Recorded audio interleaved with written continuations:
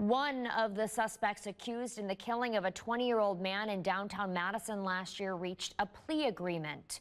Court records show 21-year-old Keonta Blaney pleaded guilty to possession of a firearm as a convicted felon, aiding a felon, and driving a vehicle without the owner's consent. A charge of first-degree intentional homicide was dismissed as part of the plea agreement. Blaney was accused in the killing of Nicholas Taylor Washington on Dayton Street back on June 18, 2023. Blaney was arrested in the deadly shooting along with Julius Jones and Nathaniel Douglas.